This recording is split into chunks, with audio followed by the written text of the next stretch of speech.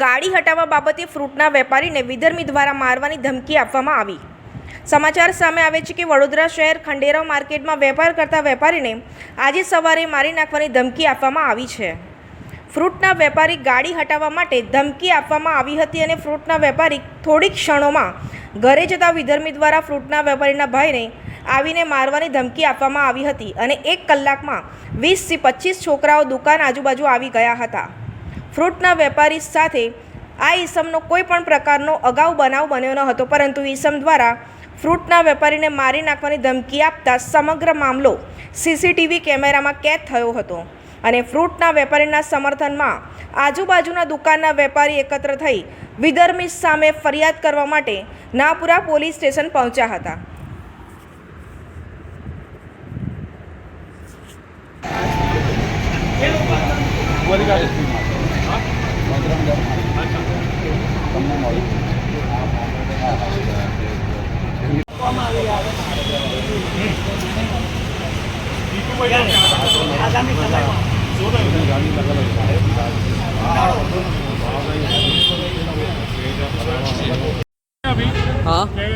તારા ભાઈને અમે લોકો મારીશું, તમારે 1:30 વાગ્યા સુધી તમને જે કરવું એ કરી લો।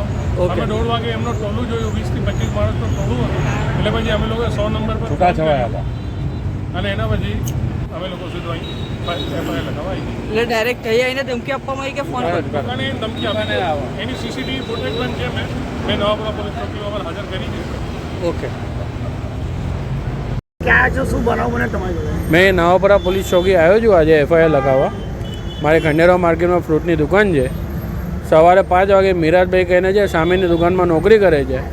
ડ્રાઈવર ગાડી લઈને આવે અને ખોટી રીતે હેરાન કરે, ભાઈ અહીં ગાડી લગાવો ને અહીંથી ગાડી બહાર કાઢો।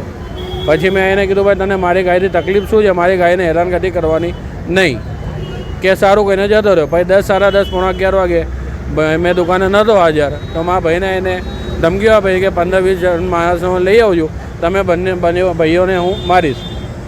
અને પછી થોડી વારમાં જોયું તો 20 જણનો ટોળો સામે ઊભો હતો। સીસીટીવી કેમેરામાં ફૂટેજ છે જે એને ધમકી આપી છે, એમાં ક્લિયર દેખાઈ રહ્યું છે। આજે તમે ક્યાં આવ્યા? આજે અમે નવાપુરા પોલીસ ચોકીમાં એફઆઈઆર કરવા આવ્યા છે એના ખિલાફ। મારું નામ ખુશાલ ખેમચંદ પમનાની।